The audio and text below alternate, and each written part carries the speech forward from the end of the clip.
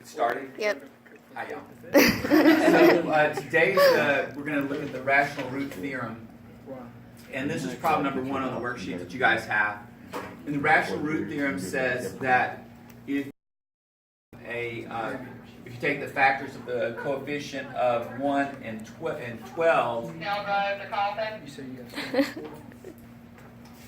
then you can find the rational roots. Now the rational root is not all of the roots, but it's just the roots that we know that are going to work for your equation. So the p-value is going to be the value that it's at the very end of your equation when it's in standard form. Make sure that it's in standard form. So this is going to be negative 12. But we really only focus on the 12. And then the q is going to be this first term here, which is, or this first coefficient, which is 1, the one that's in front of x cubed.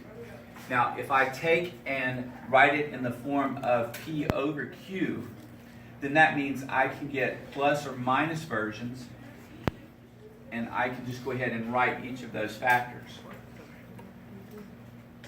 So the factors for 12 are what? 3, 4. Well, there's 1, 2, 3, 4, 6, 12. and 12. Is everyone okay with that? Those are our factors here. What are the factors of 1? 1. So I only have 1 on the bottom here. So if I was going to create a fraction out of each one of these, I would get 1 over 1, 2 over 1, 3 over 1, 4 over 1, 6 over 1, and 12 over 1. So these values here could be positive or negative.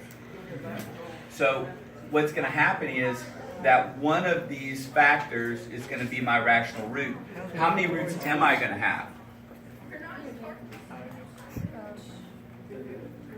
I should have 3 roots because it's to the 3rd power. Does that make sense?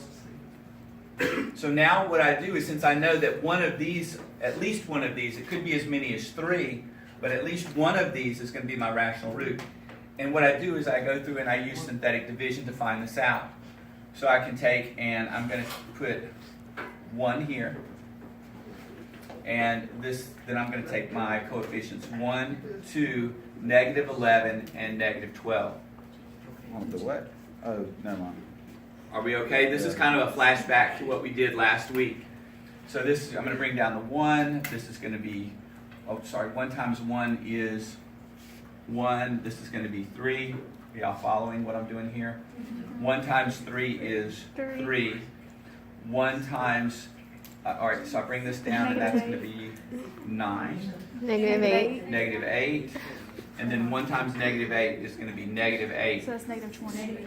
So this does not work. So really all I need to know is that it doesn't work. And so then I go ahead and I might try negative 1. And then I might try 2 and negative 2. Dude. Okay, you can go ahead and cut it for right now.